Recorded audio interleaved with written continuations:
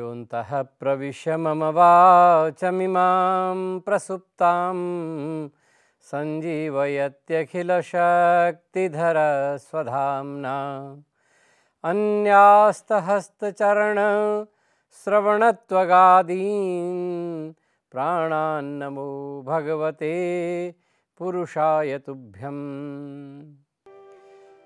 अमृतवाणी के समस्त दर्शकों को आचार्य सकलानी का सादर अभिवादन। ये कार्यक्रम मॉरिशस सनातन धर्म टेम्पल फेडरेशन के तत्वावधान में प्रस्तुत किया जा रहा है।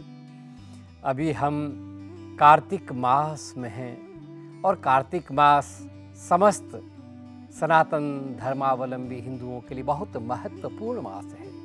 इस मास में अनेक प्रकार के व्रत, विशेष रूप से श्रीमन नारायण भगवान की विशेष उपासना, महालक्ष्मी की विशेष उपासनाएं और इस मास में की जाती है। अभी आगामी सप्ताह में और आप करवा चतुर्थी का और महान पर्व 24 तारीख को रविवार को मना रहे हैं। करवा चौथ जिसको सामान्य भाषा में कहा जाता है, जिसमें सौभाग्यवती स्त्रियां अपने अखंड सौभाग्य की कामना के लिए व्रत करती हैं और करवा देवी की उपासना इसमें होती है। विशेष रूप से ये महालक्ष्मी की ही उपासना है। इसके पश्चात वहाँ से आगे निकल करके तब हम दीपावली से संबंधित जो अन्य त्यौहार होते हैं उनको प्रारंभ कर देते हैं। घर की साज सज्जा, घर की साफ सफाई, क्योंकि हिंदू धर्म ने जो एनवायरनमेंट है, जो एटमॉस्फेयर है, उस पर बहुत ध्यान दिया है। साफ स्वच्छता पर बहुत ध्यान दिया है, बहुत बल दिया है, क्योंकि जहाँ गंदगी होती है बीमारियाँ वहीं फैलती हैं। हमारे क्रांतिदृष्टा ऋषियों ने हमेशा से प्राचीन काल से ही और ये सभ्यता का विकास किया था कि हमारा वातावरण स्वच्छ रहे, साफ रहे, पवित्र रहे। इसलिए विभिन्न त्योहारों में और इस स्वच्छता पर विशेष ध्यान दिया है। पर्यावरण की स्वच्छता, अपने घर की स्वच्छता, यहाँ तक कहा है जब आसन शुद्ध होता है तो तभी मंत्र शुद्ध होता है। तो इसलिए त्यौहार मनाने से पहले हम अपने चारों ओर के वातावरण को शुद्ध करते हैं, स्वच्छ करते हैं। ये एकदम साइंटिफिक है। और फिर उसके बाद हम त्योहारों का आनंद लेते हैं। सर्वप्रथम एकादशी से प्रारंभ करते हैं, फिर उसके पश्चात वामन द्वादशी, जहाँ गौ माता की पूजा करते हैं। और क्योंकि जो भारत देश है वो कृषि प्रधान देश है, कृषि में उपयोग आने वाले जो समस्त चीज़ें हैं उनका हम विशेष सम्मान करते हैं। यहाँ तक कि हम उनका पूजन करते हैं। हल का भी पूजन किया जाता है, क्योंकि हल से ही जो है किसान खेत को जोतता है।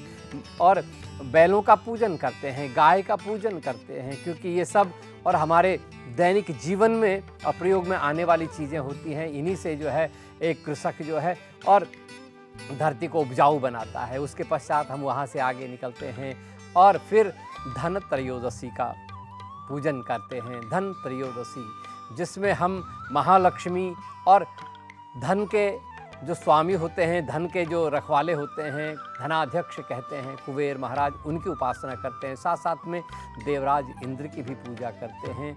माँ लक्ष्मी की पूजा करके उसी दिन और कलश की स्थापना करके और संपूर्ण रूप से हम और माँ लक्ष्मी के प्रति समर्पित हो जाते हैं।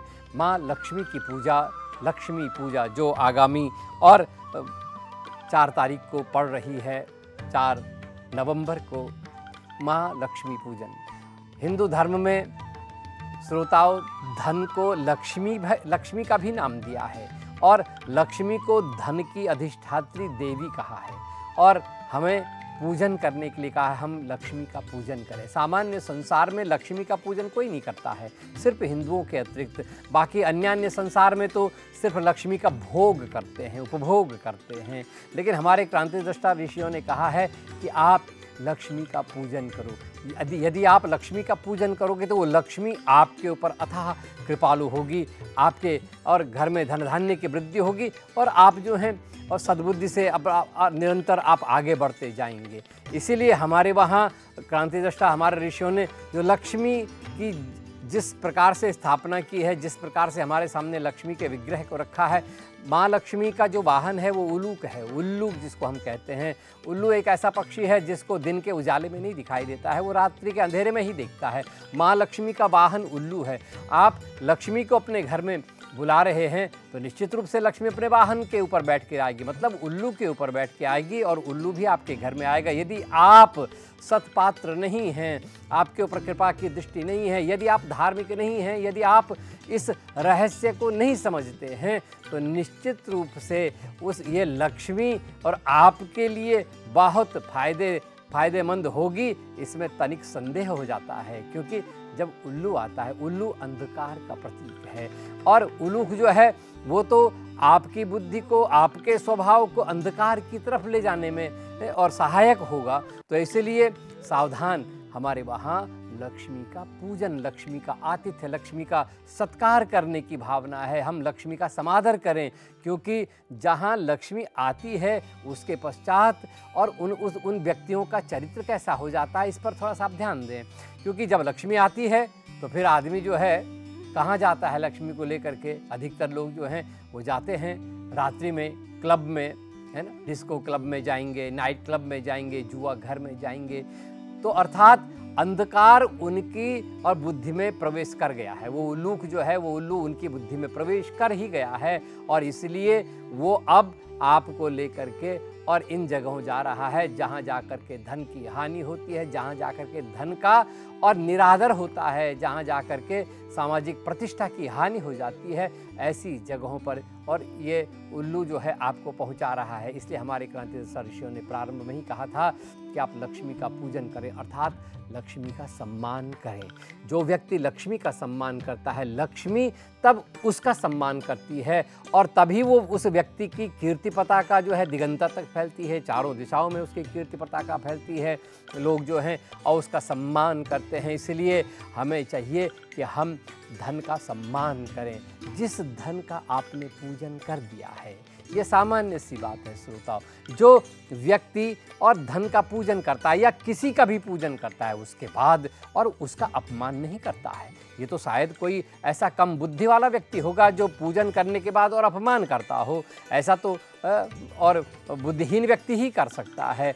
तो इसीलिए हमें, जब हमने लक्ष्मी का पूजन कर लिया, तब हमें चाहिए कि हम लक्ष्मी का सम्मान करें। तो लक्ष्मी को लेकर के इन गलत जगहों पर जब हम गए तो इसका मतलब है हमने लक्ष्मी का तिरस्कार कर दिया है। हम लक्ष्मी को लेकर जुआ घर में गए तो इससे लक्ष्मी का तिरस्कार हो गया है। तो निश्चित रूप से ऐसी लक्ष्मी और उस व्यक्ति का समूल नाश कर देती है, उसके बहुत और हानि होती है। आपने संसार में देखा भी होगा, जो व्यक्ति बहुत जुआ खेलता है, बहुत शराब पीता है, जो और इस तरह के और कर्तव्यों की तरफ जाता है, इस तरह के कर्मों की तरफ जाता है, उस व्यक्ति का जो है और सब कुछ एक दिन पतन हो जाता है, एक दिन उस व्यक्ति का नाश हो जाता है। तो दीपावली का महान पर्व हमको ये इन्हीं बातों की शिक्षा दे रहा है कि भाई यदि आप कल्याण चाहते हैं, यदि आप जो है जीवन में उन्नति चाहते हैं, यदि आप चाहते हैं कि पूरा संसार आपका सम्मान करे, आपकी इज्जत करे, तो भाई आप सबसे पहले और इस देवी की और अपने आप की प्रतिष्ठा करें, अपने आप का इज्जत शुरू कर दें। यदि हम माँ लक्ष्मी का सम्मान करें, माँ लक्ष्मी का सम्मान कैसे होता है? भगवान ने कृपा करके आपको धन दिया, आपको सत्पात्र समझा, आपको धन प्राप्त हुआ और आपने उस धन से ऐसा अद्भुत कर्म किया जिससे आपको और दिगंतर तक आपकी प्रतिष्ठा होती है। हम सोचते हैं कि धन प्राप्त करके हमें सुख की प्राप्ति हो जाती है, लेकिन नीति शास्त्रों ने कहा है कि धन से सुख उसी को मिलता है, धन से आनंद उसी को प्राप्त होता है जो धन से क्या करता है? धर्म करता है। धनात् धर्म ततः सुखम। धन से यदि आप धर्म करोगे तो तभी आपको और एक ऐसे अद्भुत सुख की प्राप्ति होगी। तो ये लक्ष्मी पूजन हमें यही शिक्षा देता है कि हम को भगवान ने धन दिया है, हम इस धन से धर्म करें, थोड़ा समाज की सेवा करें, थोड़ा धर्म की सेवा करें, थोड़ा जो गरीब लोग हैं, जिन लोगों को बहुत आवश्यकता है, ऐसे लोगों को हम थोड़ा सा सहायता करें। तो यदि हम ऐसा कर्म करते हैं तो सच्चे अर्थों में हम लक्ष्मी पूजन कर पाते हैं, लक्ष्मी की हम प्रतिष्ठा कर पाते हैं। तो मैं आखिर में माँ लक्ष्मी से प्रार्थना कर रहा हूँ कि माँ लक्ष्मी हम समस्त हिंदुओं को सद्बुद्धि दे, हम सबके घर में कल्याण हो, सबके घर में मंगल हो। ओम सर्वमंगल मंगल्ये शिवे सर्वार्थ साधिके शरण्यै त्र्यंबके गौरी नारायणी नमोस्तुते। महालक्ष्मी माता की जय। ओम शांति शांति शांति।